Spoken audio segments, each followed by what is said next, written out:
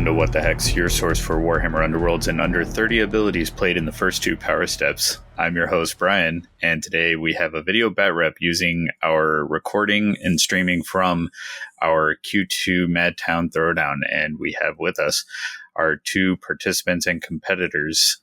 Say hello, Davy. Hey, everybody. How are you? And returning again to our local tournaments and from Maryland area, Jake. Hey, everybody. We got him that time. Yeah, got me. All right. So for context, we're recording this on June 29th. We're doing something a little different. We're both combining our streaming platform. So rather than doing a video bat rep off of Vassal, we're going to be going off of the YouTube video that is on our Mortal Realms YouTube channel.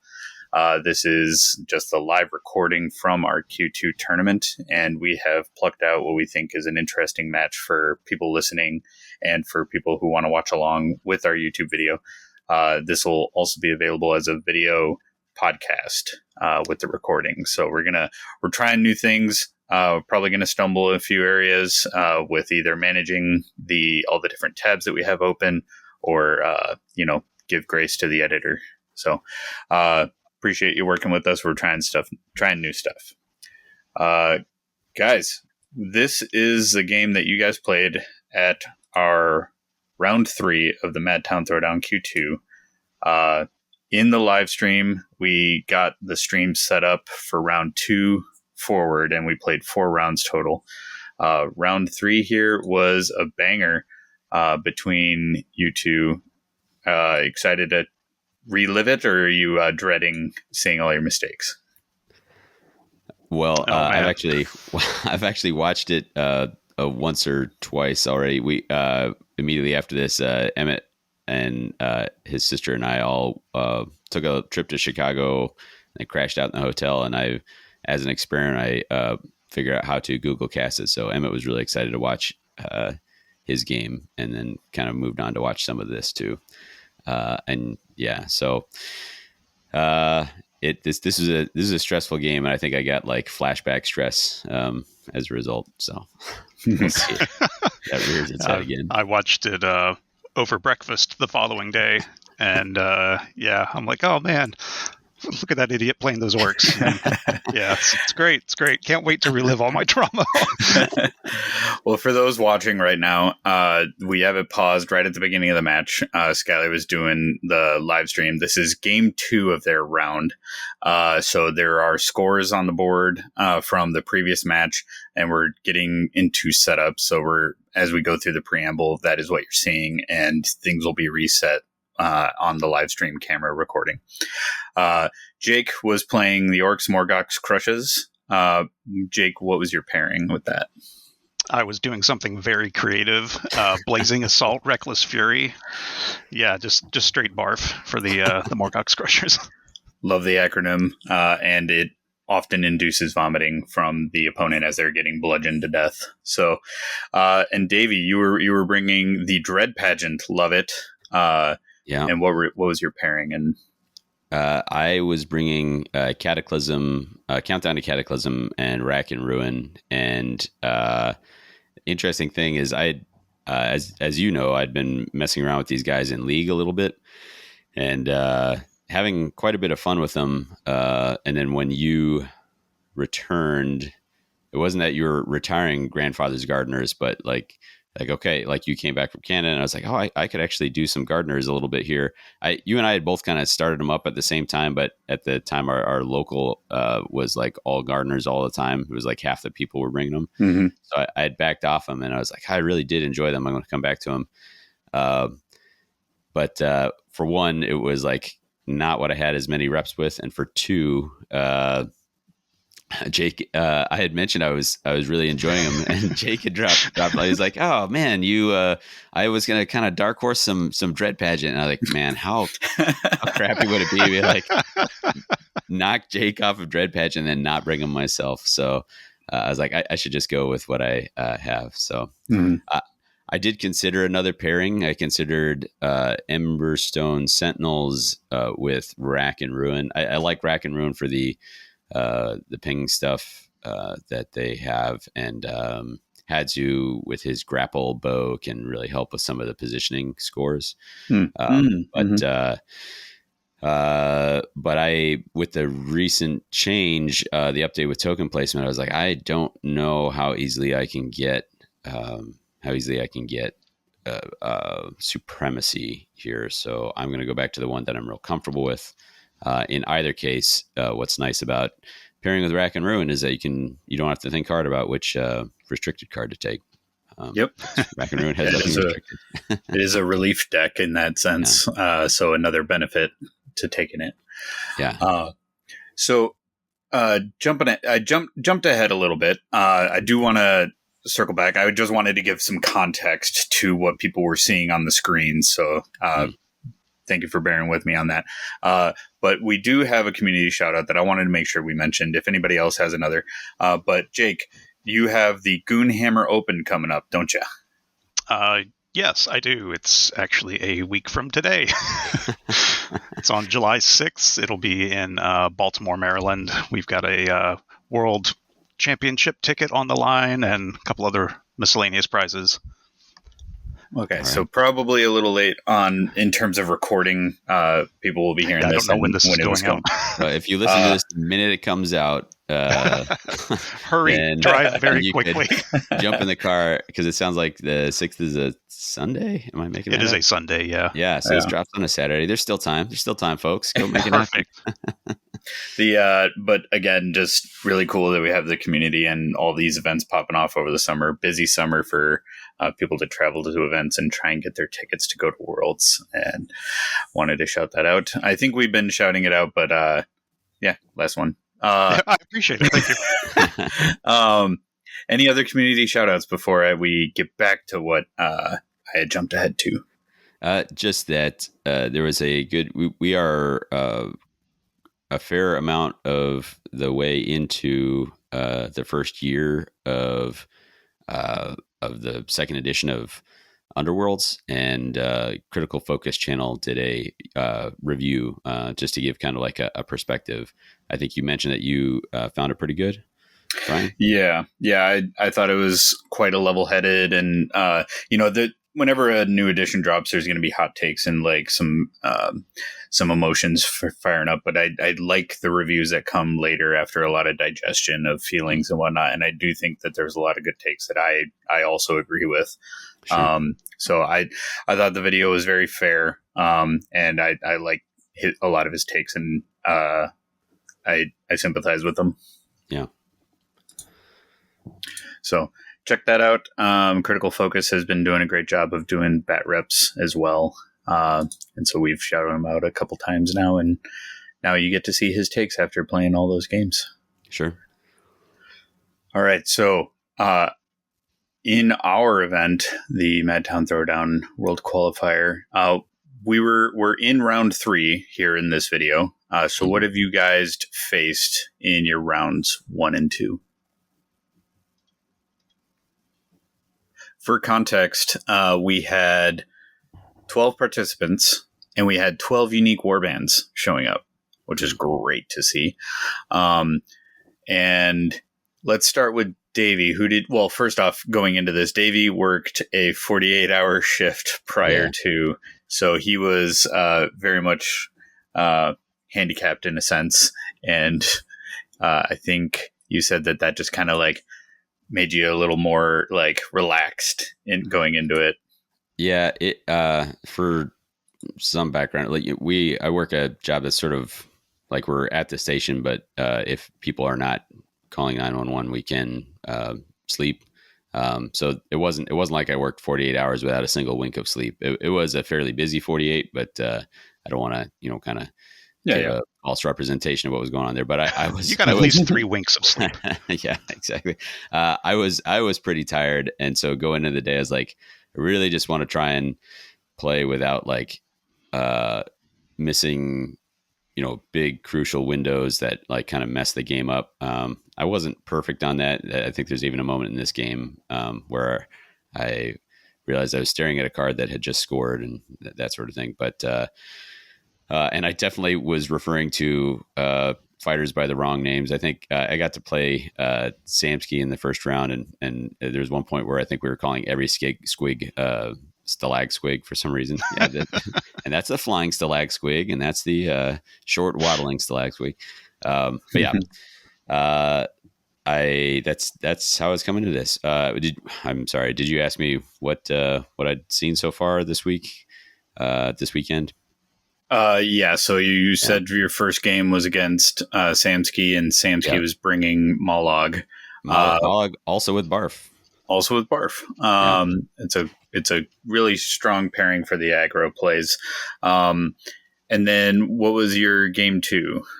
Well, I was just going to mention with Samsky, what was helpful about that was we actually have not run a lot of Reckless Fury in our local. So or if we have, I have dodged it persistently. So despite covering about 1 million games with Reckless Fury for the World stream last year, I was still feeling not kind a lot of rusty. Of recent practice. Yeah, and I think you can hear in our previous episode where I'm like, gosh, I guess I'm going to have to try and remember how the counterplay goes with that. So the game with Samsky was helpful to kind of remind me. I was like, okay, go ahead and read that objective for me, because I remember mostly what it does, but not exactly. And in that pairing with that warband, it really puts so much onto Mollog. If they've got countdown, then the squigs can do a little more heavy lifting with, specifically with like the 3 damage attack card, the rage. I can't remember what it's called at this second. Desperate Rage. Desperate Rage. That's it. And so in those, I was like, hey, I just got to go. I got to really shove my cards in the middle and sacrifice scoring to kill Mollog early, and then try and catch back up, which worked out for me. The second round, I got Phil, and Phil was running classic. Yeah, exactly. But Phil was running the Hexbane's Hunters, and he's been running them actually quite a lot. And so I was pretty worried about this. And it ended up going pretty well for me. Although I will say, in our second game, I won our first one, and our second one, if he had maybe like done the math to figure out exactly what objectives I had in hand, he actually had a play where he could just sometimes like, oh, if they land this attack, they'll deny this. He had like just a straight move that would have denied one of my last surges, and I think he could have tied or won it with that play, or he would have put me on like a truly atrocious like hope to get an overrun attack on something. So I was a little surprised to be like staggering out of those first 2 rounds, having gone 2-0 both. But it was cool because I have never played Jake, and he's like, hey, it's you and me. So that's how we ended up showing up here. Yeah, so Jake, you were among the travelers that we had. We had 4 travelers in total, all hailing from east of us. We had Samsky from the Niagara Falls, Canada area, and then we had Jake from Maryland, and then we were super thrilled to have everybody, and Jason and Jared from Battle Mallet came up from North Carolina, so we were thrilled to have everybody in. There was Davy wasn't the only one staggering in with Jared and Jason had an unfortunate layover delay, and but everybody was thrilled, spirits were high, and games were great. Jake, so coming into this, how did your game round 1 go? So I got to play with Bobby in round 1, which is great because I also haven't played Bobby yet. We've been to a couple of the same events, but just haven't had that pairing quite yet. And I was terrified when I saw him, so I'm like, great, this will go swill. He brought Thricefold, which I was pretty okay about, because there's a local in my area who's been just jamming games with Thricefold. It's Jesse, and he has been kicking my butt with them constantly, so I'm very slowly learning all the things that they can do. Yeah. And I think that helped me out here. I still made some very dumb mistakes, like just standing next to an indolent Vexmore, getting my teeth kicked in. But one day I'll remember not to do that. But we wound up going 1-1 on that, so I was pretty happy, considering the caliber of player that Bobby is. Yeah. Yeah. Bobby's kind of got my number. I think it's been a hot minute since I've beat Bobby in any context in this game. Yeah, we were. Bobby has been absolutely crushing it. He really grounded out early. Like we told him, Vassal's where you can go and get a ton of experience really fast. And I've never had a friend beat himself up more about like not defeating me. Like when we went to Ottawa, not defeating like a friend, because he wants to make sure that he's playing to his best every game. And we're just like, even when it's a match where like we don't really have any stakes, whether it's in or out of a tournament, he will beat himself up endlessly. And I'm like, man, you are putting too much stress on yourself. He's like, no, but I feel like I don't want to throw anything. I don't want to, give you an easy mistake or an easy win. And I'm just like, yeah, but it's causing you a lot of stress, bud. No, he really puts a lot of competitive pressure on himself. So he's a real challenge. But it does bring up a good point should cover is we were running a best of 2 at our Madtown Throwdown. We were looking at this from a timing standpoint, making sure everybody gets satisfying games, because a lot of times in a best of 3, your game 3 can often be rushed or cut short. And so we wanted to make sure that it was satisfying conclusions. And we wanted to, again, like we are now, testing a new format, testing a new thing. We wanted to do that as well. And then we did make it where it was going to be best of 2s until the 4th and final round, where it would be a best of 3. Because we just don't want to have, with a best of 3, the compounding time issues. Sometimes it can, games will run late, and then that compounds it in the next round, into the next round, into the next round. So with best of 2, it was a lot easier to not have the compounding issue at least. And we just pushed back round 4 as needed, and to get a satisfying conclusion. So both of your games previously being, so like you said, in your game with Bobby, that was a tie. Going forward, there was a lot of ties and mixing up. So there was some interesting middle of the pack coming down to tiebreakers, a lot of discussion over what pairings would be after people get done with their matches. And then after Bobby, Jake, who did you face going into round 2 for yourself? I got paired into Alex this time, another person that I've talked to a whole lot, but have not had the pleasure of playing Underworlds with yet. Yeah. So checking a bunch of names off and being very happy about that. Alex brought Black Powder, and again, I am just lucking out because there's another local of mine, RJ, that has been playing a lot of Black Powder lately. So I have been learning all the wrong things to do and getting them out of the way, like trying to kill Black Powder. That was just miserable. I remember the very first time I did, it was he healed up 3 damage, and I was just like, this is dumb. So I made a point of just not doing that and just going after the squishy little minions, and that managed to disrupt Alex's scoring just enough that I managed to eke out 2 wins there. Nice. Nice. Have you played much with against the revised Black Powder, whose gun got even bigger? Just one game, which was enough to realize that it made a difference, especially considering all my fighters were on shields and he can grab cleave on the 2 damage range shot.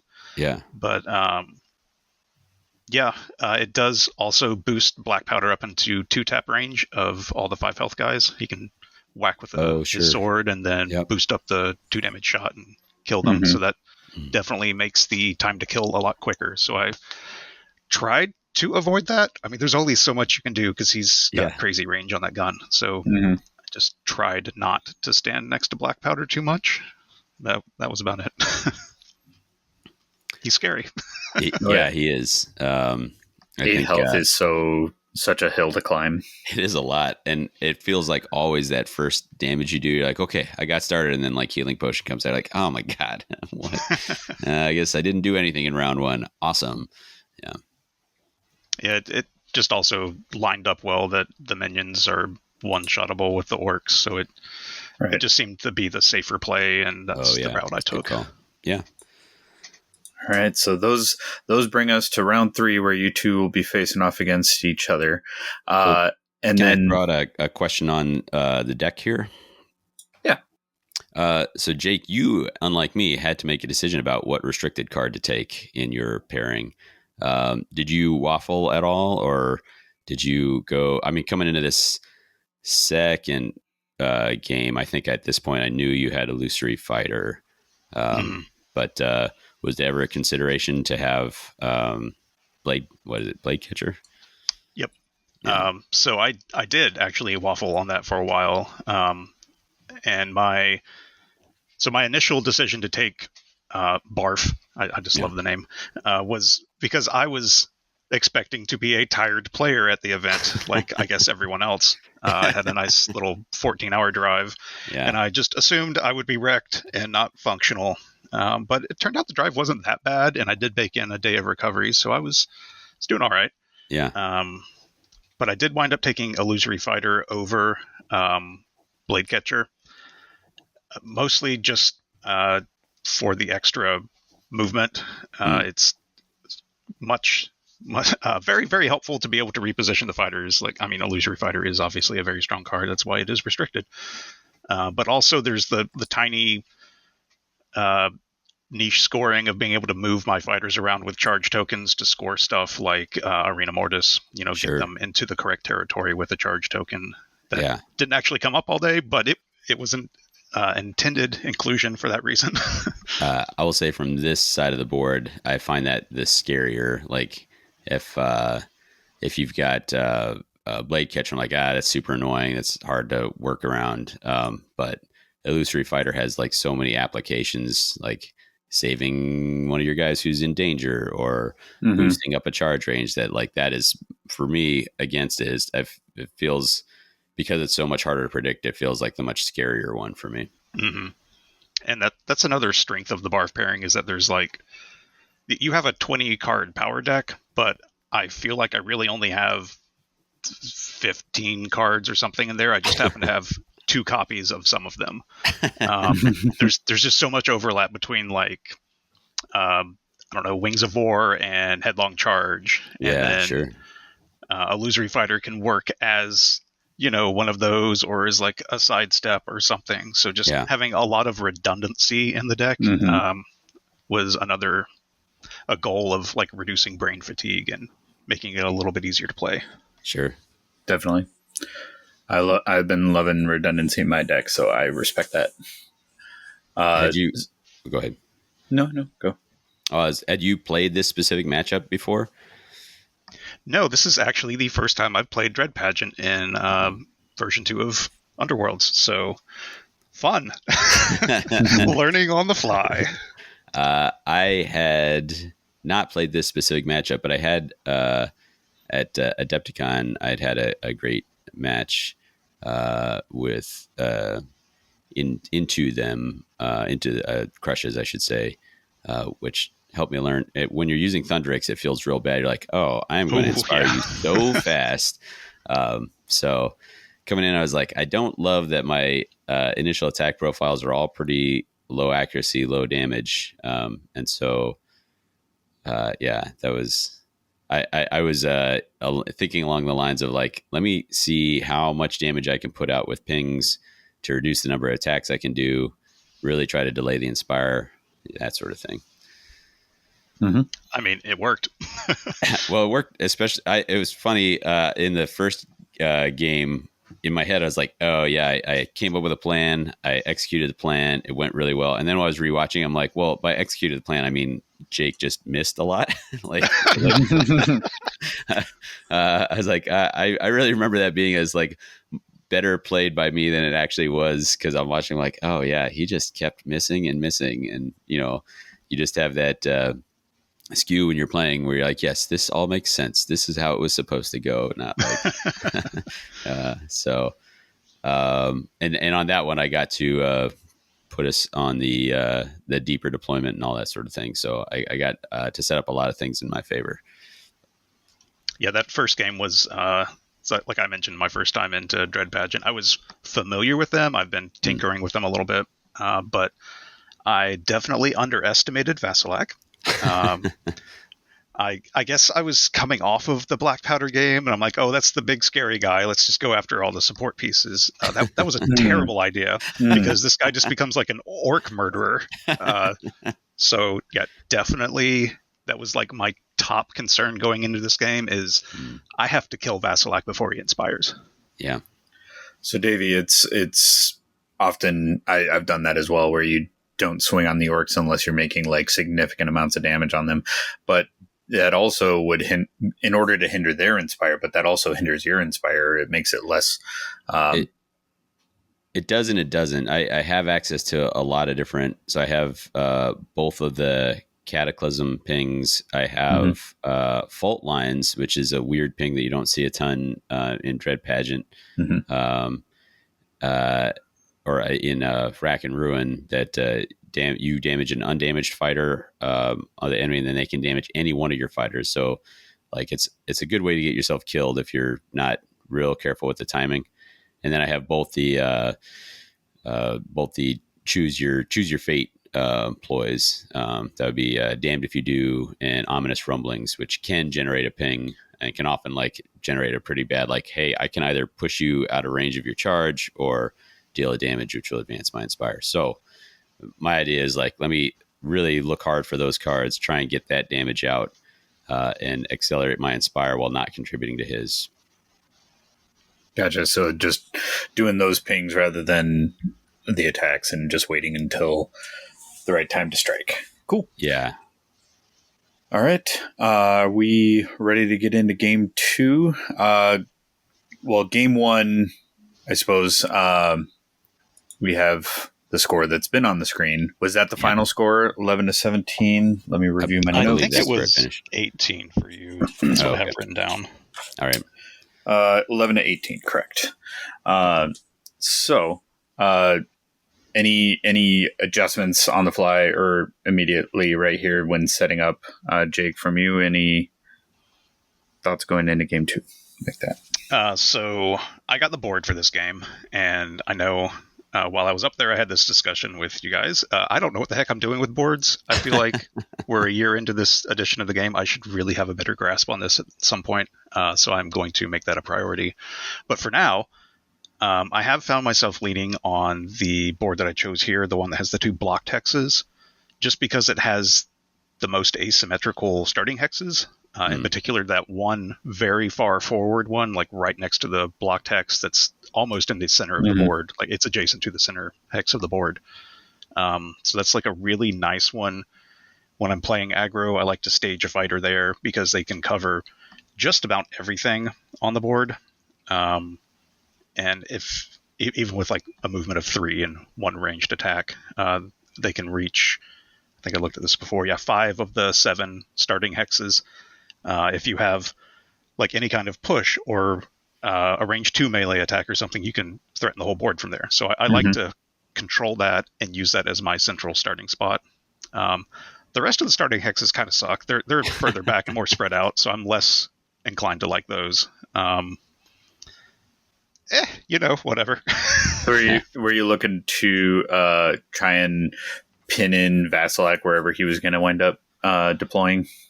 Oh, absolutely. And I guess before this, we drew up our cards, and I did very, very aggressively mulligan to have some positioning tech, some kind of push, some movement increasing, because I wanted to make sure that I could kill Vasilak. That was my goal. That was my personal win condition, kill Vasilak. Nice. And my reasoning was that Vasilak, it has to be on one of these starting hexes, and I can pretty much get in range wherever he is with this layout. Yeah. For me, I think I didn't toss anything. Sorry, go ahead, Brian. Yeah, I was going to say any adjustments or just more of the same from if it ain't broke, don't fix it kind of a thing. That, except I also knew that this board setup was going to be more challenging. So I was just going to look for opportunities to try and isolate. And I figured he was going to he was probably not going to let Vasilak have a free ride again. So so I was going to try to be real careful with Vasilak. He was going to go down last. On my set of cards, I drew into Wreckers. I was like, oh man, I had to toss it in the first game, I think, and I don't think I can like if I see it and I have pings in or a mulligan into pings, like I think I need to hang on to it because it's going to be my best shot to score it. And 2 glory early is pretty great because not only not only is it a small warband I'm playing against, they don't do a lot of standing on feature tokens, so my Cataclysm counter kind of flies up. In that, and so I probably only have, if I don't score it in round 1, I'm probably not scoring it. Is where I'm probably at. Yep, makes sense. And so I had wreckers. I had collateral damage, which is a surge. I was like, that's fine. I'm probably going to lose somebody, so that's scoreable. And I can't remember what the third was, but I did have a hand full of mostly ploys, which is good for a number of reasons. They're easy to play. They don't require glory to get out right away, and they really kind of set up. I have low on options in the deck, and so it makes that pretty easy to score when that comes along. So, not that it needs a big brain to say ploys in hand in round 1 are good, but yeah, I was feeling pretty good at that. I know I had Violent Blast to use these staggers to either shove him further away or reposition as needed. So. I was feeling pretty good. I didn't like, Jake, you picked these block Texas, probably because of Vasilak. Vasilak and Hadzu with the really obnoxious grapple on the bow. Yeah. Mm-hmm. Meanwhile, Glisset's like, I'm Rage 2 as well. And we're like, shut up. Oh, yeah. You're definitely there, Glisset. Good job. Yeah. Yeah. Oh, how the mighty have fallen. Yeah. R.I.P. Not quite. Yeah, so that's kind of where I was at coming into this. Okay. All right. For those watching, I'll finally get the video rolling, and you can see new things other than Davy's arm. All right. Good arm, getting little glimpses of hands here and there because it would be ideal if we had like over the shoulder cams, because then we could really get a sense of what the players are thinking, because we set the stream up away from the table so that the commentator isn't overheard. But that would really help with stuff like this. If people want to contribute to our Patreon, that's how we increase our rigging. I did a pretty good job flashing my hand to the camera the whole game. I noticed. I'm sure Skylar appreciated that. I'm a feature first. I want one that's relatively safe and that can be violent blasted. So I put it deep in my territory. My ideal situation is that because I run set explosives. I would love to have 1 in neutral and then 2 in mine. That way I have the option of just hold both in mine or hold one in the middle, which I also have shocking assault, and then 1 anywhere else. So. Yeah, that's a lot more thought than I put into it. So yeah. If I'm really on my game, I'll get them within 3 of each other, so Hadzu can charge onto one and clear the other. But that was a little tricky in this, especially with those dirty block Texas you put on. Yeah, so we're gonna try and do this kind of like live director commentary. But if there's a rabbit hole that we need to go down, just let me know and I'll pause the video for the viewers, and then we can explore that. So we wound up with 1 in no man's and 2 in each territory. I saw Jake put 1 behind a pillar, forcing Davy to have to like really get into his territory. Otherwise, Jake, were you planning on standing on that one behind the pillar? Oh, totally. No, I was just trying to put him in the most out of the way place I could, and I did lead off after Davy's placement. I put Morgok on that central starting hex that I was talking about. Yeah, lead from the front. I dropped Glisset. I like dropping her first because she's usually the one who does the least. I can put her in a dangerous spot, and if she takes some damage, then she moves towards my Inspire. So she used to be like secretly the best fighter in the warband, and now it's like shame. Hadzu come down, and he's often on the edges because his threat range is actually quite great with speed 4 and range 3. And down next. And you're putting Hadzu way in the corner. He is reachable by Morgok, but I imagine if Morgok's going to commit to 1 severe flank like that, you're happy with that. Yeah. I'm okay if he decides to go after Hadzu. Right. And here's where I noticed that Jake is like way over on one flank. And So Vasilek Close was out getting a originally lot going of to go. attention. Yeah, Vasilek was originally going to go on my left side, deeper where you'd need cards to be able to charge with Morgok, and I was like, I might have a play here where I just load up on my right and Right. make it real hard to get to. Yeah, Art Skull yeah. is definitely not my ideal placement. He's kind of out of range, but whatever, it works out. I remember this moment here in the game too, where I win the roll off, and I decided to give you the first action. I was like, I remember distinctly at Adepticon this really coming back to bite me, where there was an initial charge that came off real bad, and scored a bunch of glory right away with some of those aggressive surges. Yeah, but that would never happen again, right? Right. And then I slide this over to you, and I'm like, oh man, I see a really decent play that I could have done if I've taken first, and it would have been to just walk Glissette over onto the feature token in my territory and really isolate the other two guys. Mm-hmm. And what's funny is that watching the replay, Skylar's like, if I was Davy and I had first turn, I was like, yes, Skylar, I know. I just didn't know as fast as you knew. So I'm like, I've got really only one fighter that I have to deal with. The other two probably can't charge, so he probably can't generate more than one, maybe two attacks. Because it really is quite a long ways in between the other guys. If I manage to retreat Glissette, I'm thinking it's going to be hard for you to get charged out. So, and you would absolutely be right. Yeah. So I'm sitting here deep in the tank trying to think when I really only have like one good play here. I'll spoil it. I'm going to charge with Morgok because there's a lot of stuff happening on this. I'll go ahead and start talking about it. Morgok, I wanted to get his charge in first because get a move on you puts another charge token on him, and I knew I needed that push to get the follow-up guys in. So this is why I wouldn't lock myself out of a Morgok attack. Right. Also, based off the ploys in my hand, or the surges in my hand, I knew that if I could get a good swing in with him, that would score two of the surges, maybe a third. Mm-hmm. So that is, that's what we're seeing now. Running in with Morgok, rolling 3 dice. Those are definitely some faces of a die. Crit hit. We do get a crit, yeah. And this is probably the strongest start I've had of a game in a while. So I score all 3 of the surges in my hand. I had Critical Effort, Best Foot Forward, and Frenzied Rush. Since Morgok is 3 bounty, he gets me the thumbs up to the camera. Feeling really good right now. With authority. And meanwhile, I am like, okay, don't panic. It's still okay. Like, how many more times can he possibly attack Vasilek this round? This is probably still fine. I'll just absorb that hit, and we'll move on with our life here.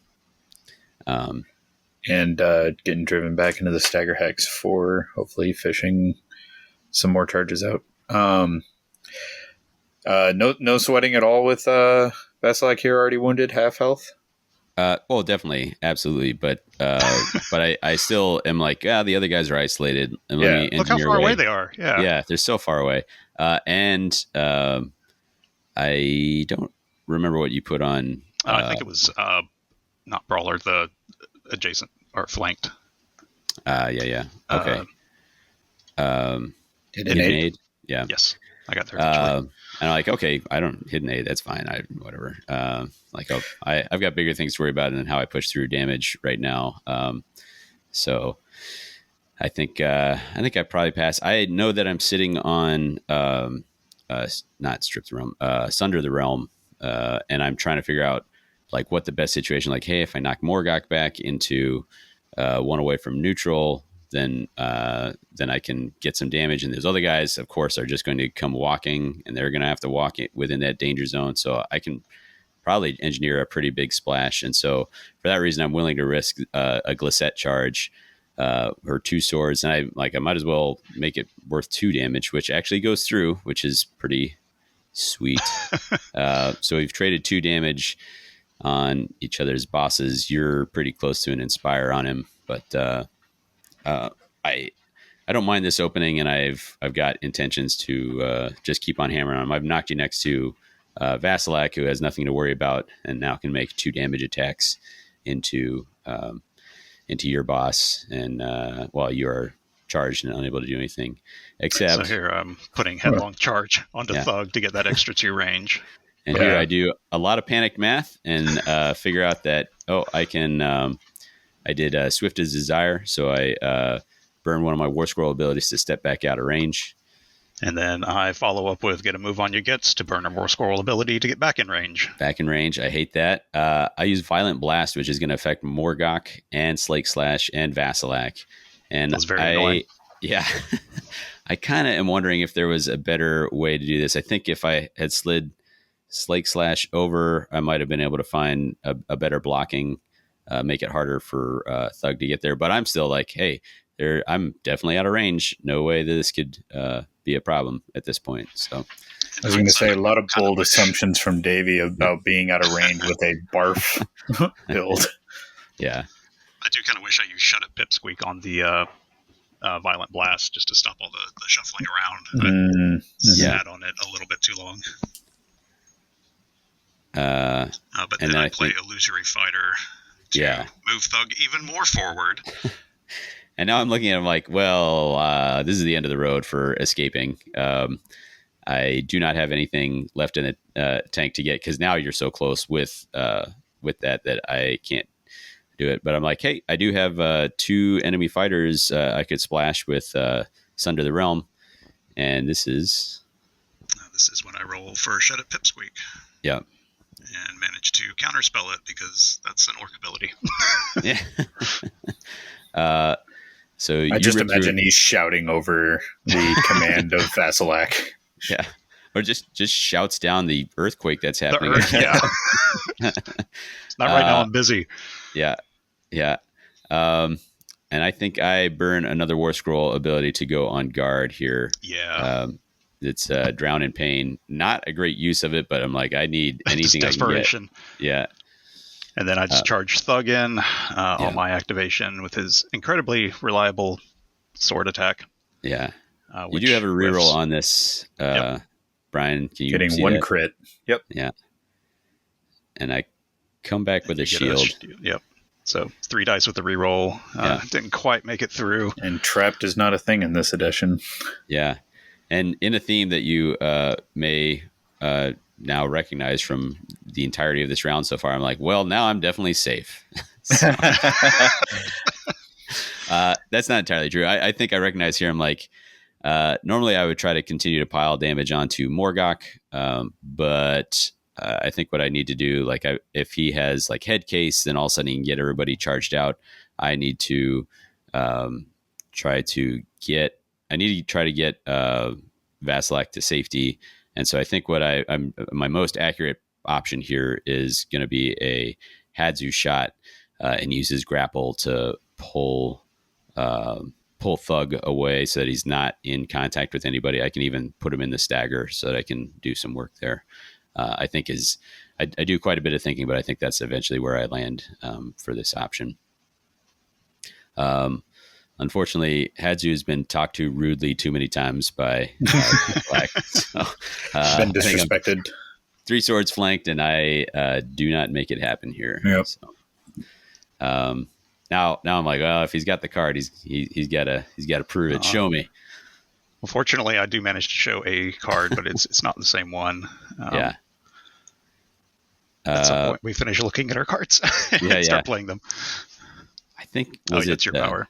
Yeah. Right. I'm trying to figure out if there's any options forward here. And meanwhile, push through is sitting in my hand, just yelling at me like, "Play me."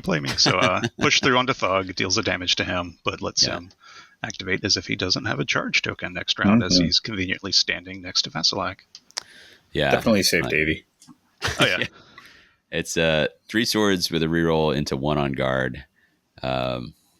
Doesn't it felt great to get through 1. I'm like, I don't think I can. I don't think I can dodge it the second time. Yeah, this is where you go on guard with Vasilak. Right there. Oh, that might be. Yeah, okay, right. Because now you're like, oh, I could die. And again. Then I follow. Then I follow up with diving in, I believe. Yeah. Oh yeah, just that's to right. throw Morgok up and get some supports to counter out that. And it is funny. I what can't a pile help in the corner. Yeah. I know. So my brain is like, Yes, being on guard is especially good here because I can be trapped, and I'm like, oh, it's not even a thing, you know. Oh. All right, Can't drive you back either. You're great, Yeah. man. yeah. The only silver lining here is that there's one more fighter damage, so I'm creeping closer to Inspire, but I'm going to need some luck to get out of this.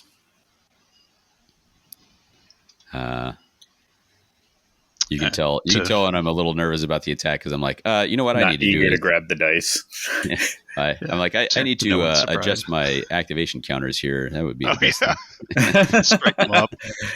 Yeah, and 2 successes takes for the Vasilak down. Yeah. So at this point, I accomplished all my goals for the game, and I'm just kind of riding along. I'm like, all right, feeling good.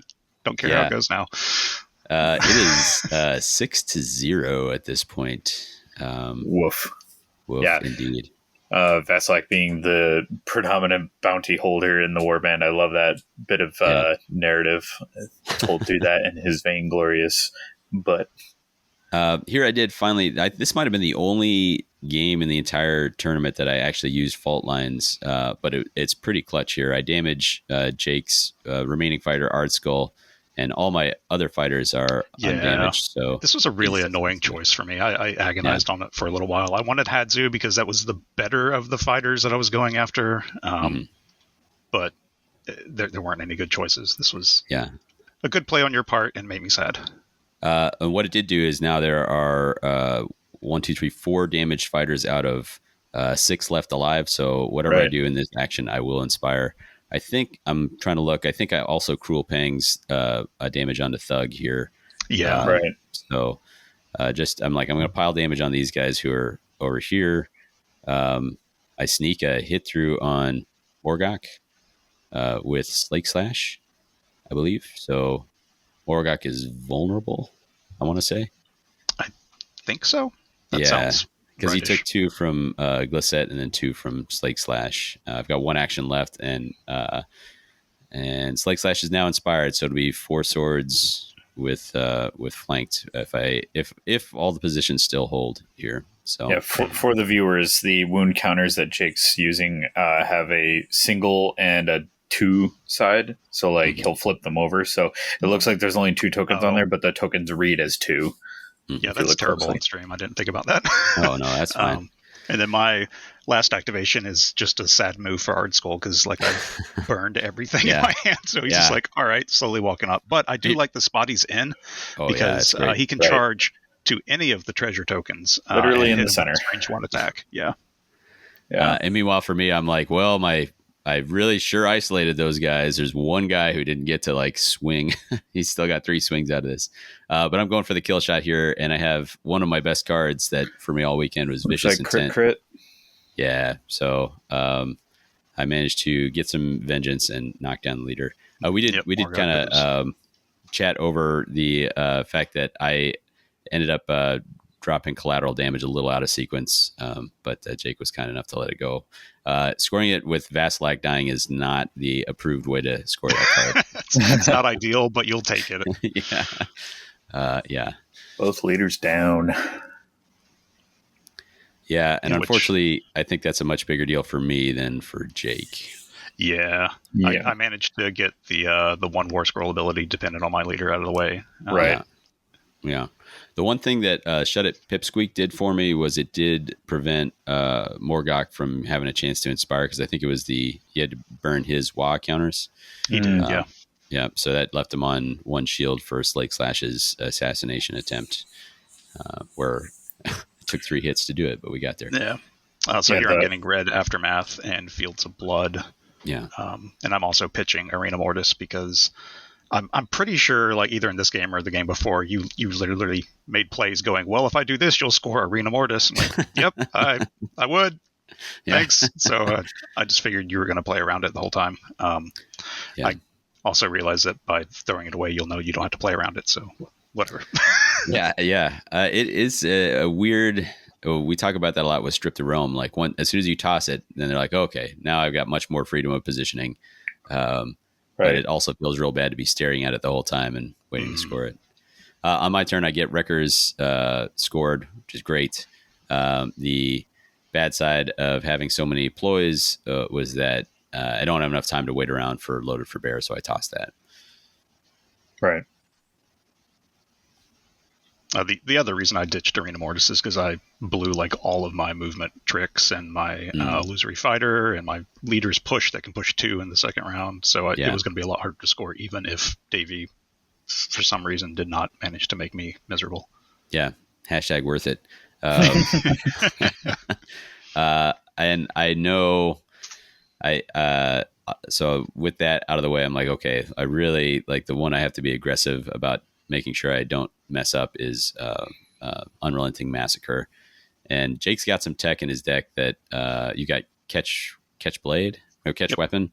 I always mess that name up, but yeah. Catch Weapon and is that what's the one that makes me charge? That forces the charge. Reckless Attitudes. Yeah. Reckless Attitudes. So I have to be pretty careful. I think I'm a little more used to playing around Reckless Attitudes. Catch Weapon, I think, does actually surprise me at some point here, unfortunately. It did a lot of work for me this day. I'm very fond of that card. For the listeners, going into round 2 of their game, Jake is up 8 glory to Davy 6. Vasilak and Morgok are dead. Hadzu's got a wound on him, and then Thug has 2 wounds on him. Ardskull has 1 wound on him, I believe. Amusingly, we tied the roll off, and because both our leaders were 3 bounty, we had to re-roll. There was no underdog.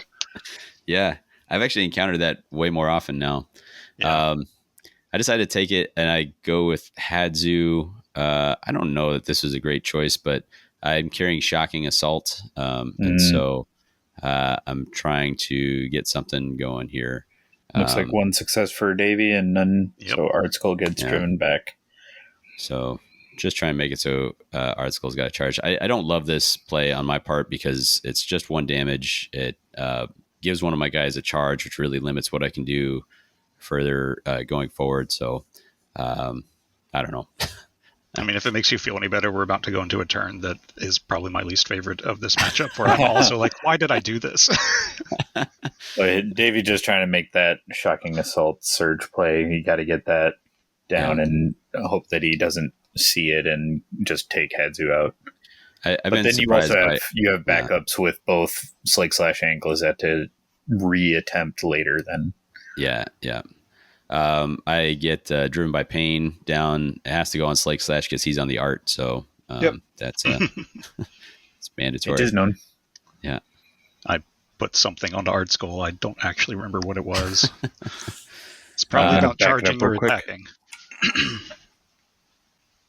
I do know that Slake Slash also gets the ranged weapon attack from Cataclysm at this point. He sure does, and I totally forgot about that. That screwed me up. Yeah.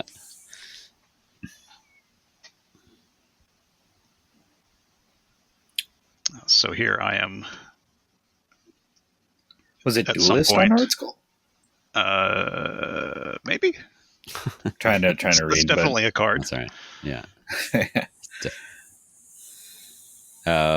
We both know we're at a pretty pivotal point here. Like, I don't love my position. Trying to figure out like what my path forward is. I do have damage on both of them, so they're killable. I think that's kind of why I splashed towards Ardskull. Is like I'm gonna have an easier time taking him down. Thug's gonna inspire. He's gonna be on 2 shields. He's gonna be pretty hard to get. Right. It was definitely a death by 1,000 cuts thing on these guys this round. Yeah. So here I would like to have charged Thug into Hadzu to, finish them off, or go into Glacette, who's chilling out over there, and could do some real damage to them. Yeah. But Jake of the Past is sitting here, about to pick up Thug and charge into Slake Slash. I don't know why I did this. I think I was just really channeling the orcs or something and just went after the biggest target I could find. Sure. Seeing him as the bigger threat to your continued life. I guess, yeah. Just got bloodthirsty after killing Vasilak and went, hey, let's go after Slake Slash. That's 2 bounty. Yeah, I definitely should have gone after one of the little fighters.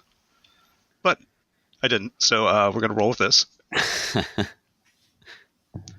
And then I agonized for a little bit over how to place Thug, because I was trying to play around not Alone in the Dark. What is the Stay edge? close. Stay close. Stay close. Yep. Yeah. Little did you know, I would not see those cards until close to the end of the game. Oh yeah, I remember. So yeah, Thug swings here. Yeah. Just holding those dice right up to the camera, and then I believe I missed 3 those. hammers. Yeah. Yeah, good job, Thug. Feels great on my part But because now I do Slake inspire. Oh, that's true. Yeah, because I know that hit's coming back. Yeah. I'm like, okay, cool. Now I don't have to charge with Slake Slash. I can get some attacks off. I can, maybe try and drop another orc. Shocking assault scores. Yeah. That'll sneak me up to 7. And I do the thing where I kind of peek at the next card and set it down so I don't forget that I cannot yet score it. Definitely something I've picked up from you guys and I start doing now. Hadzu wipes the sweat off his brow. Yeah. Can't believe I'm still alive. This is one of those obnoxious choice cards. Yeah.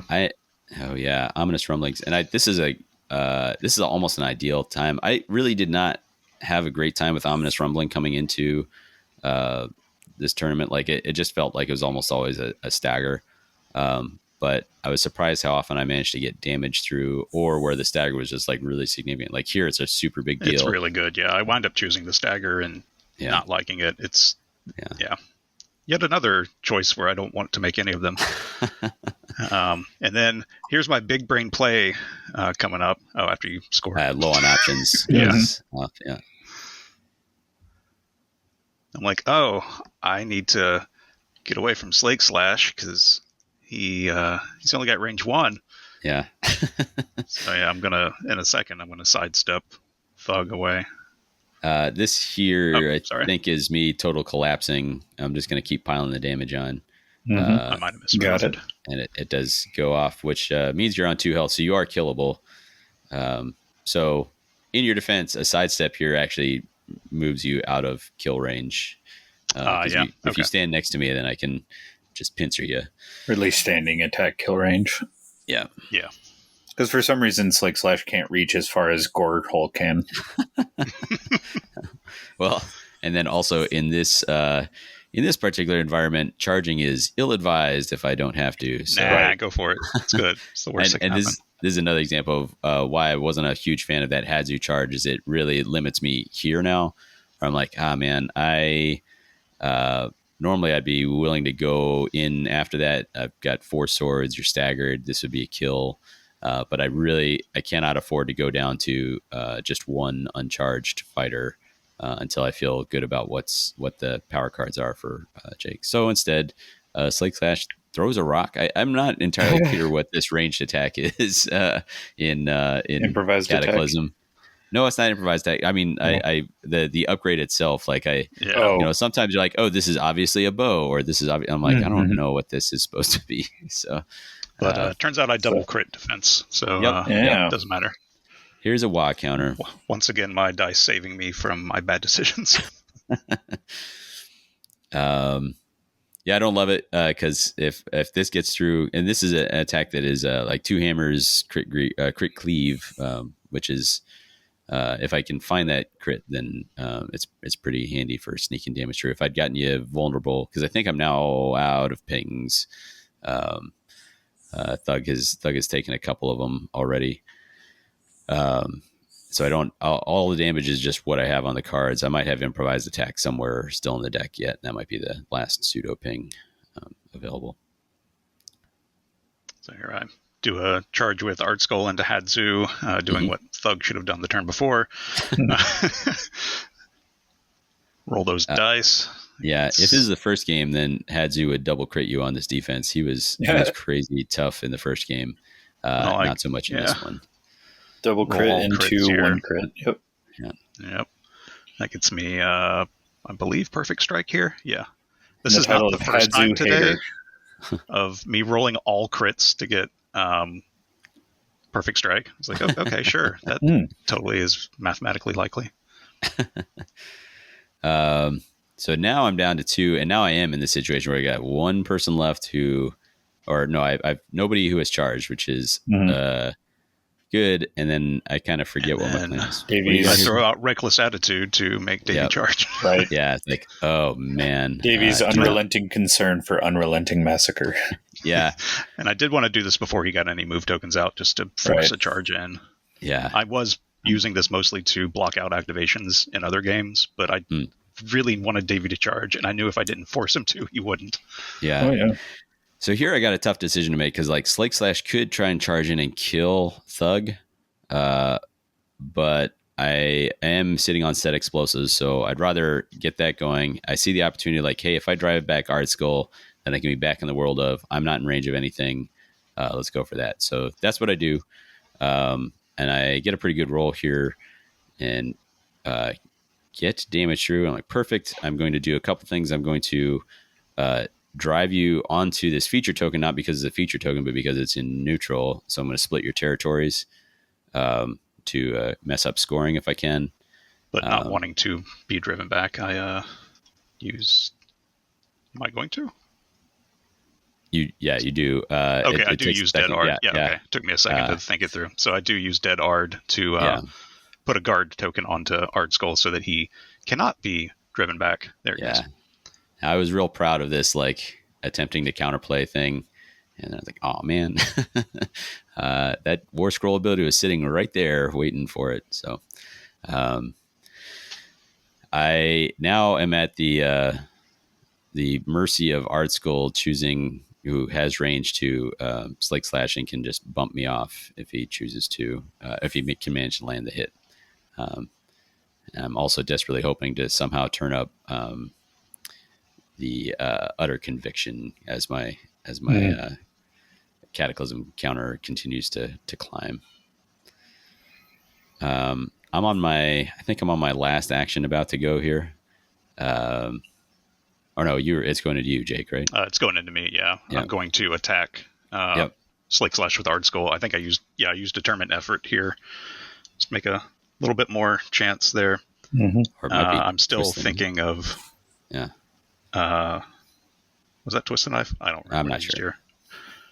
But I was trying to drive you back. I wanted to get you into that edge hex after the charge. What did he get there, Brian?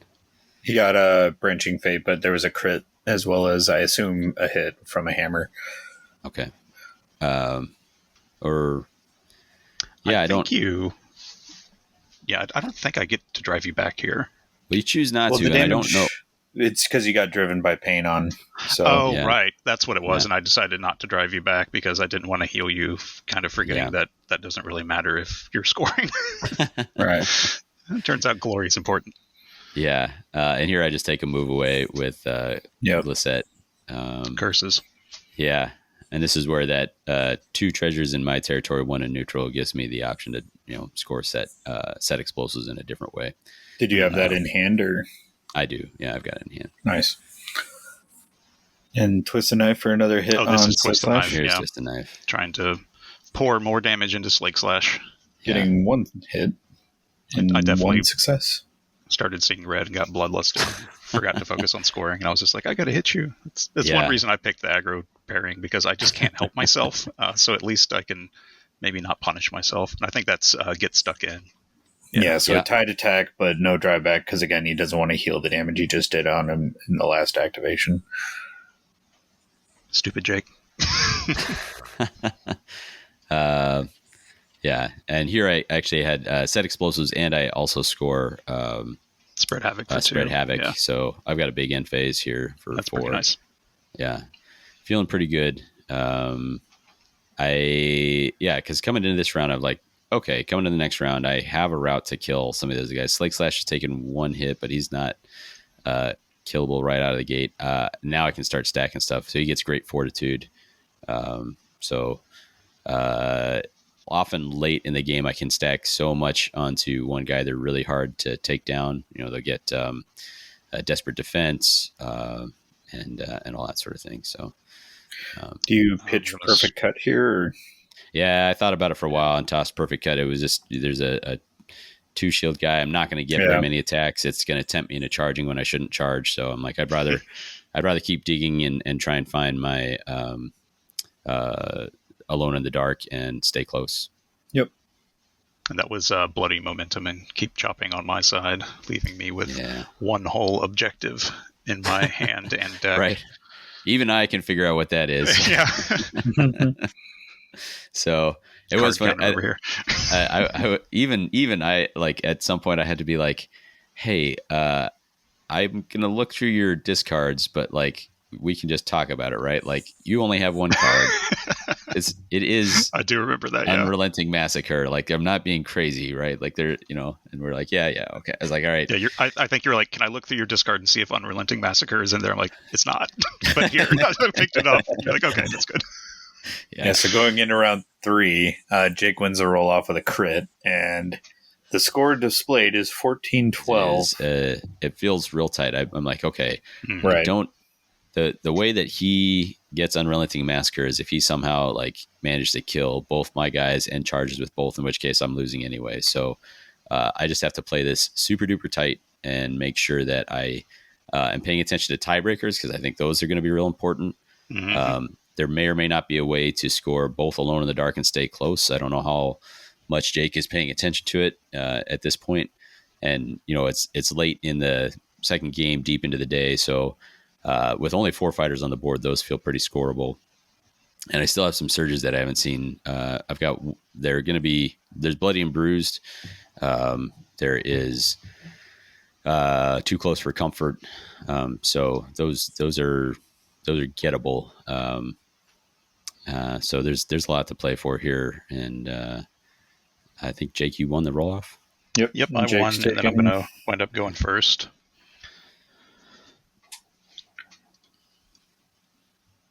Yep. Charging Art Skull into Slick Slash. Still don't know why I'm doing this. Good grief, Slick Slash. All right, whatever. Single success. Single success. Try again.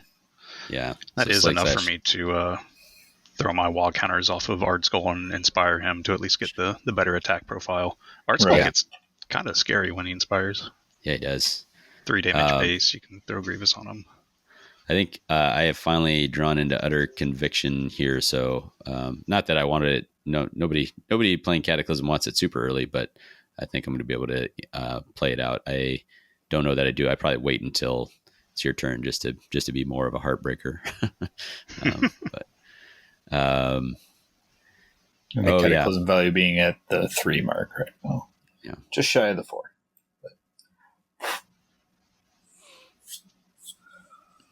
That almost looks like Hidden Aid there for you.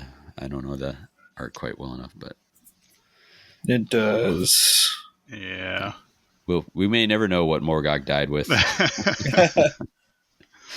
Yeah, I take a swing here. Oh, was this? I think this was your Slake Slash. This was the awful attack roll where you missed everything. Yeah, and then used your. So I think this could be a kill if I can get it through. Slake Slash 4 dice misses him. He's damaged, so I can use the War Scroll ability, which I don't often get to use, which is if every dice in your roll is a miss, re-roll it, and I re-roll them all into all misses again. So, that was rough. Yeah.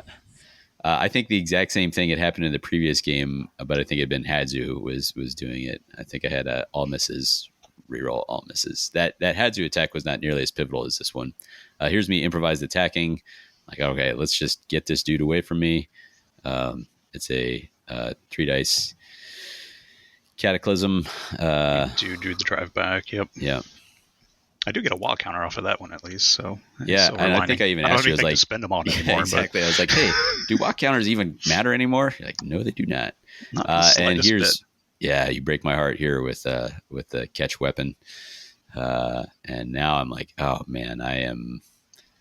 I had this idea that when I needed to, I was just going to walk Slake Slash away, and now Slake Slash is really pinned down. Especially because I cannot get charged out without giving you Unrelenting Massacre. So this is huge. This brought me from like I feel real good about this this round to like, okay, I really need to start thinking real hard about how this is going to work. I will say that I'm also real excited, or not excited. I'm real happy to be sporting the final action of the game, so I can try and manipulate the board. I think this is me throwing Desperate Defense now. So Slake Slash, I think, has 1 damage, but has an extra point of health. The next hit he takes will be 1 less damage. And I think Utter Conviction's on there. So I'm feeling like Slake Slash is probably living, unless you kind of go super berserk on your rolls here. It's definitely mathematically possible, but right. 3 remaining activations from Big Orc Bonks. Yeah. Definitely safe. Yeah. Well, yeah. It does help. I mean, it really was super unfortunate to get the catch weapon down to pin me down, but it was worth it, I think, to push Hard Skull back, and now his super big hit is not available. And then if that wasn't enough defense, I'm now fireproof as well. Hate that card. Definitely safe. Yeah. But I think you had nothing better to do than to go for it. Yeah, I wind up charging in. I don't know. Might have needed to focus or something, but yeah, run in, take a swing with Thug. Yeah, I don't hate this. This gets you in for you have the chance to knock me into the stagger and then be next to Art School with charged out, and you got into a position to block stay close. So, in my opinion, this is actually pretty decent. I think this is a 2 damage, which I reduced to 1 damage. But I could be wrong about that. And then I think that's right. Or perhaps not. It doesn't look like you put anything on. Maybe it's just a straight my notes run out here. I think I failed that attack. Yeah. Oh, yeah. My last note is Thug fails me in the charge. So. Yeah. But at this point, it's funny because I almost want one of these to go through so that you feel like there's a chance to keep swinging, because then maybe it'll give you tunnel vision to not try to deny things like stay close or alone in the dark.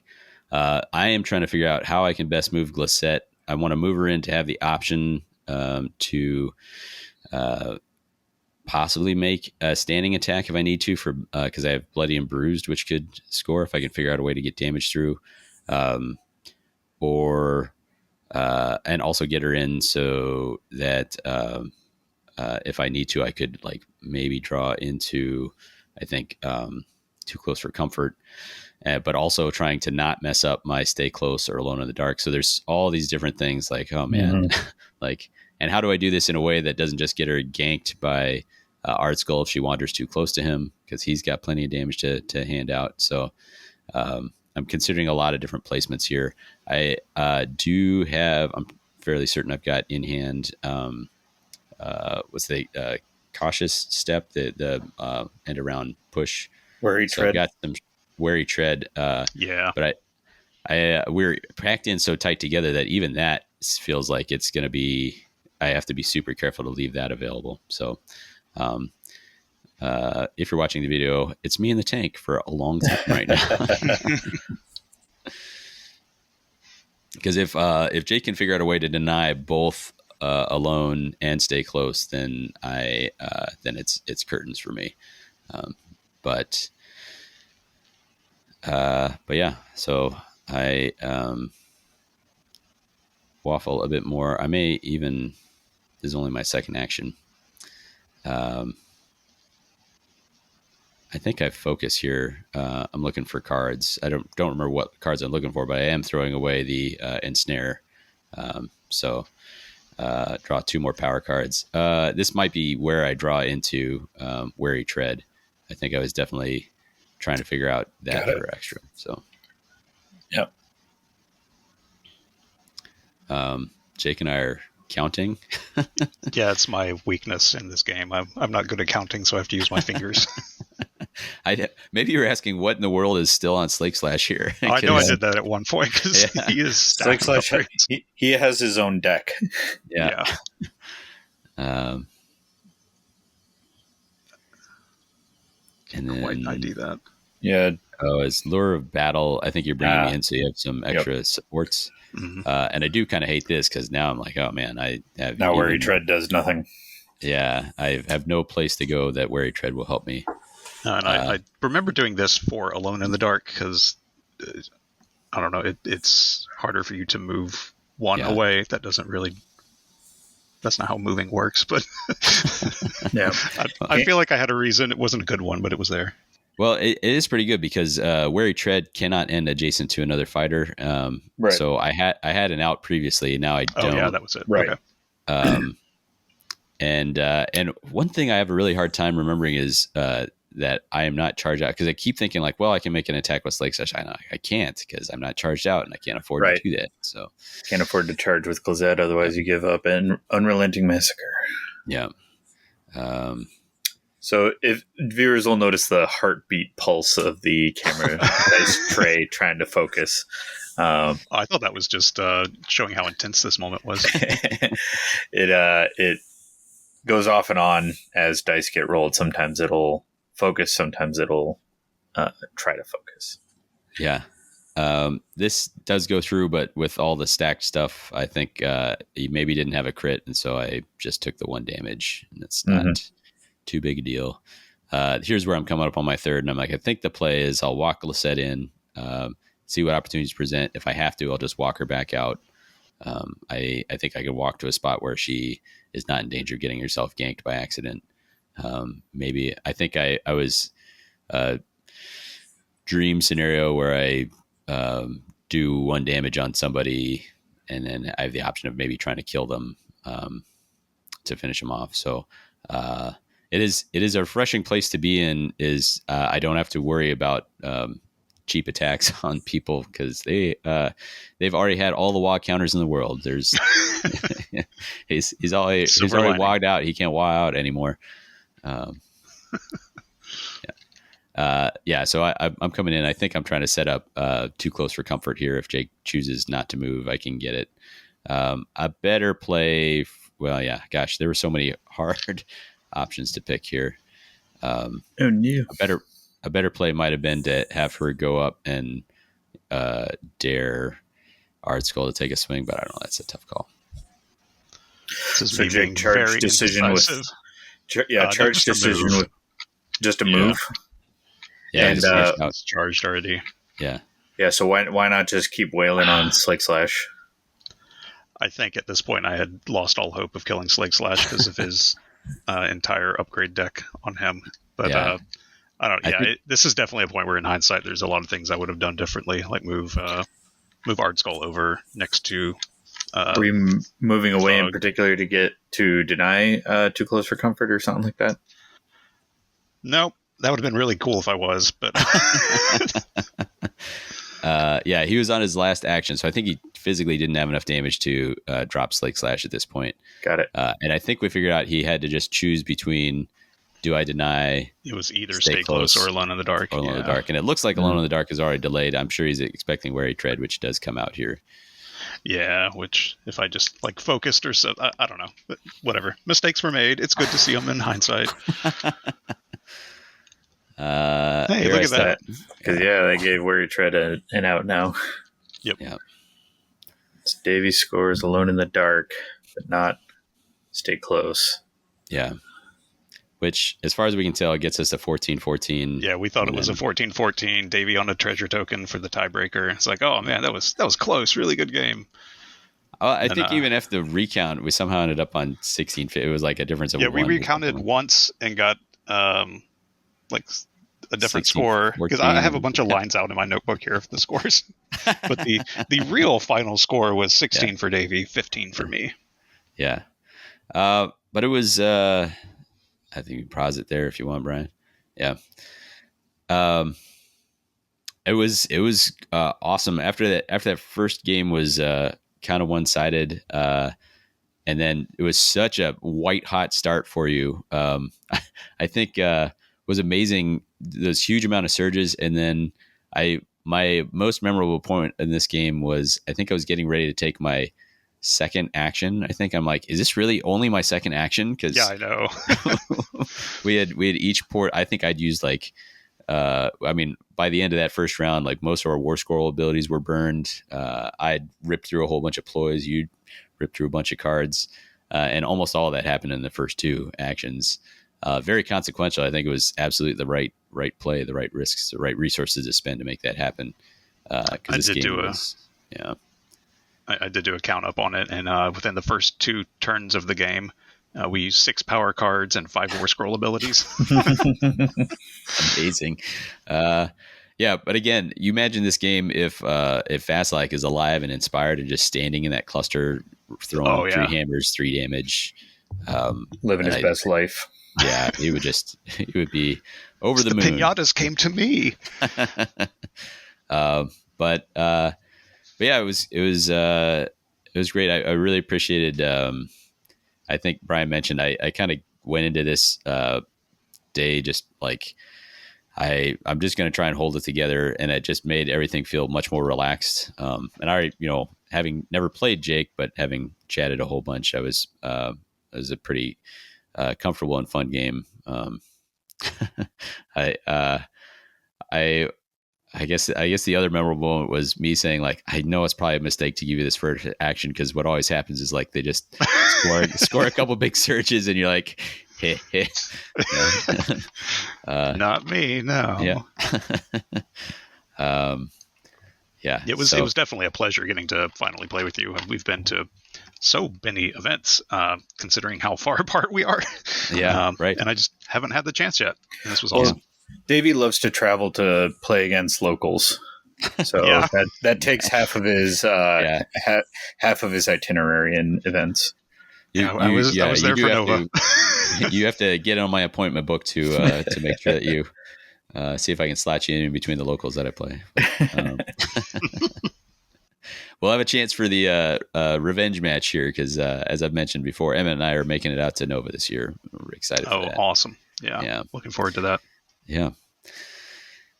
Which is also using best of 2 for day 1. Oh, excellent. And it's a 2-day event. All right. Okay, cool.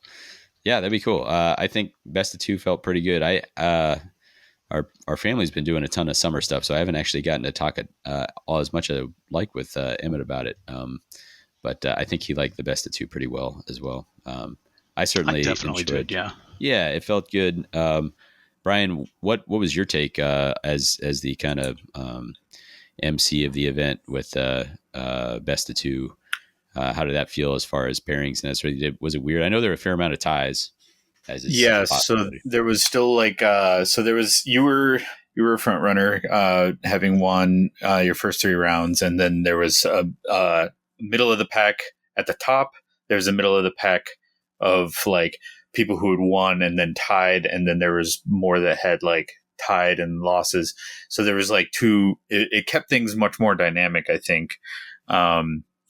But it was also because of unfamiliar ambiguity kind of a thing. So there was a lot of discussions about how it was going on, but everybody seemed to enjoy the time, and like it was more relaxed. It was a lot easier to keep up on everybody getting their games in and satisfying conclusions. There's, obviously discussions about different ways in terms of scoring, because one of the ways we looked at was awarding in a best of 2 round or match, awarding 3 points for each game win. But then if you win 2-0, giving 7 points total. And I actually did the math. So we weren't doing that, but that was the other consideration. And I did the math, and it came out very similar to what we were running. And it would probably come out with a similar conclusion to what we had. But what we had to do in order to make a satisfying end resolution was that the final round, so round 4 of our tournament, was essentially a best of 3 top cut for number 1 and number 2 playing against each other. So you and Zach played essentially a cut where no matter who won, who lost, that was going to determine first and second place. So if you look at our BCP rankings, it doesn't match what the results were because we made it a top cut so that round 4 would matter, because there were so many ties and you were consistently winning your matches. You had pulled ahead tournament points wise. And so there was, people were concerned about, well, Davy's already ahead, so he's going to be ahead, because the number 2 player didn't have enough points to surpass even if they beat you. And we were like, nope, the intention has always been that the final round would be a cut essentially at the top table, just so that Davy couldn't sleep his way to a trophy. So that it was sleep, you say. So it was that was a satisfying thing once that was clear to folks. Then it was like, all right, we're on. The only unsatisfying part about that is that the BCP placings don't match up with that, just because number 1, number 2 were determined by that final round. That kind of puts BCP out of whack. But I think Battle Mallet and then Jake yourself, you were both reaching out to BCP to add a best of 2 format, so that it would translate the final placing results to the BCP placings. Yeah, that's something that's in the works right now. I was hoping to have it done for Goonhammer. It might not be ready by then, but if it does, that's what we'll run with. The framework, I think, is already there. I am not even going to pretend to understand how the back end of BCP works, but I know that the Battle Mallet guys are talking about how Lorcana, like, this is the default format for Lorcana is best of 2. So it already has that, like, 3 points for a win, 1 point if you get both games thing. I do think that, like, for who's the best of the best results, best of 3 is still king. But I will say that if you're running a local event or a like beginner friendly tournament, I think best of 2 is a fantastic way to do that. It's ties are not a bad thing. It's only a bad thing if you're looking at the championship podium determinations kind of a thing. So I think best of 2 is actually ought to be a more utilized format, and then best of 3 be for real peak competitive events or that determining round kind of a thing. It's hard to go ahead. And that would just really help with time wise, because the game is complex. It's really down to like denial, and knowing your opponent's cards and preventing their scoring is really how you get a lot of determining wins here in V2 and Emberguard. And so I think with a best of 3, sometimes the time gets to the point where we're matching round times like the larger scale games, Age of Sigmar and 40K. So best of 2 can really help keep that tighter and make a more feasible 1-day event or an even more satisfying 2-day event. With games being so much closer, it comes down to these micro decisions that kind of makes games run a little bit longer, I think. I also think it's really hard to overstate or to understate how nice it is to sit down and know that I'm going to get 2 games in 2 hours. We do not have to rush. So I can actually talk to my opponent. I don't have to be like, hi, I'm Jake. I'm a Morgus Crushers. Let's go roll. Right. We can big time. Yeah, especially as a traveler. Right. Yeah. As somebody traveling to an event, playing with people that I don't usually get to play with. Like I want to talk to them. Otherwise, I would just play like a single player computer game or something. I want to have that social interaction. Which is definitely not something I thought I would say. But no, I feel that as well.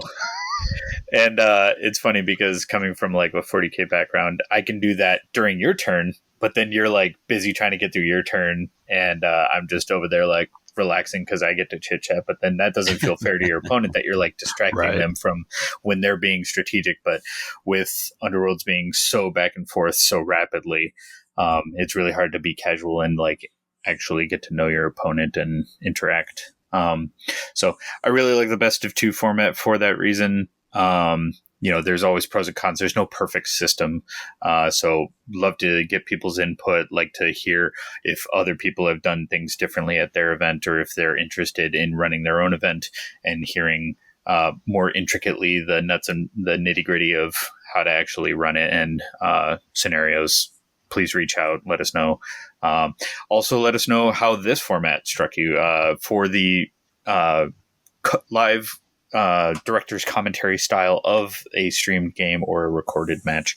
Again, we want to try and explore new avenues, what worked, what didn't work. Please give us any feedback is appreciated. Sure. All right, guys, with that, shall we go into the outro? That works for me. Yep. All right. So, Davey, could you help me out with this? So you've got the outro a bit more. Yeah, sure. Brian was just soliciting feedback. If you're going to do that, a great way to do it is to talk to us at whatthehexcast@gmail.com, or even better, come chat on the Discord. When we're not throwing gifs and memes about my son beating me back and forth in there, then you can have a conversation too. You can check out all the content we put out at themortalrealms.com. That includes the other shows on the network. And it includes our card-by-card review. Jake, you do the same thing for Goonhammer. If folks want to check out your Goonhammer stuff, what's the best way for them to find the Underworld's content on Goonhammer? You can go to goonhammer.com. There's always going to be a huge selection of articles up there, but if you go up to the top and go to core games, if you go up to the top and go to other games, Warhammer Underworlds is listed under there, so you can check out all the articles for Warhammer Underworlds that are on Goonhammer. All right. Coming up next, we have a few ideas on the back burner. We're going to I had this idea of like our top 5 episode where we just pick a whole bunch of different, like, hey, who are your top 5 fighters? Who are your top 5 best looking fighters? What are your top 5 ploys? That sort of thing. And just have kind of a rapid fire episode. So we're cooking up something along those lines. I think we'll have a brief reprieve from all this event coverage we've been doing between CTC and our own stuff. So that's what we're leaning towards. And I think that's you can look into that here. Brian, I think you got the wheel on this next part. Yes, I do. Jake, you ready for a flavor text quiz? Oh no. Yes. Dave, you ready for me to turn it around on you? No. All right. It's not in either of your decks, but it is. It's not from what kind one of a monster would do that? But it is from one of your pairings. So, okay. And not attributed to anybody. Okay. All right. Take the last of your restraint and your mercy and burn them as fuel for the struggle to come. It feels like it's got to be Reckless Fury. Like that is. Am I correct on that? Oh, I guess it could be Rack and Ruin. Take the last of your restraint and your mercy. Burn them as fuel for the struggles to come. Well, it wasn't in the deck, so I guess it's not. It feels kind of like push through, but we're gonna guess. You already gave us the hint that it is not that. So I will toss that. I am incredibly unhelpful here, Davey. It's all on your shoulders. There is no. Is not attributed to a fighter, and I will also say that there is not a discernible fighter on the art. Oh, interesting.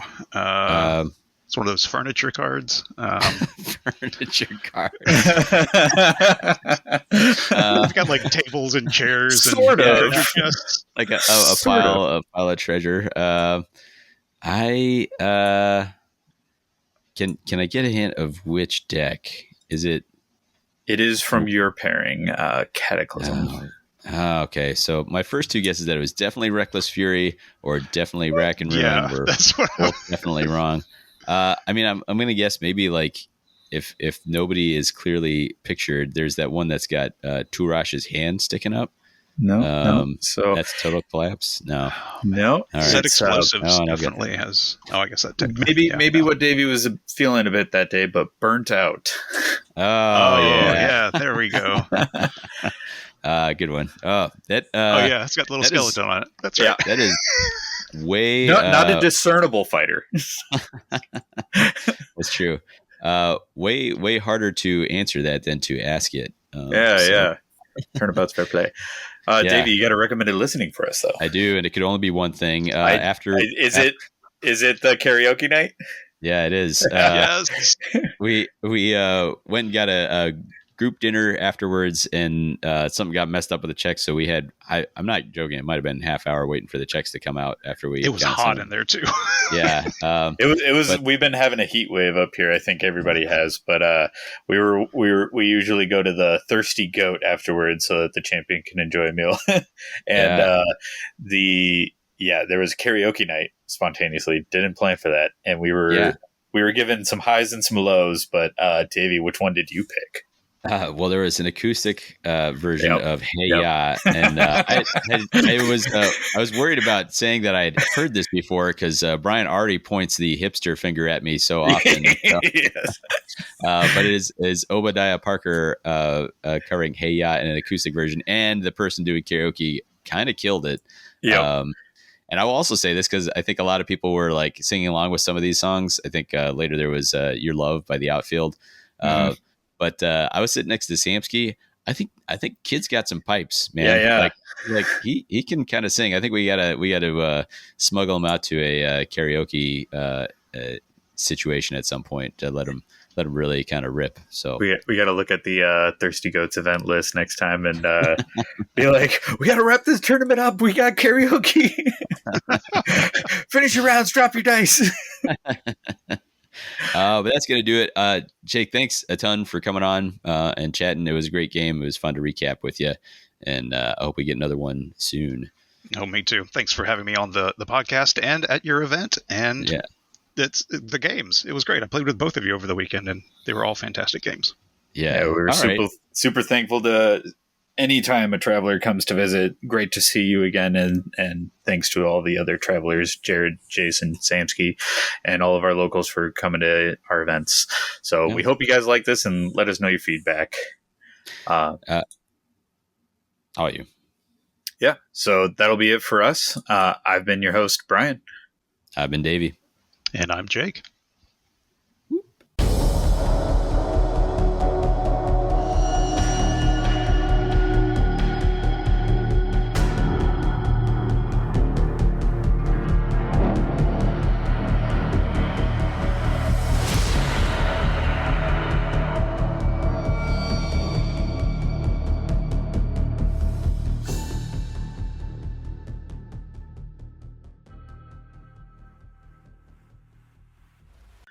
Jake, welcome back. Say hello, Jake. Jake, you may be muted. Oh, did we lose them all together? Offline, yeah. Uh-oh. Off to a ripper of a start.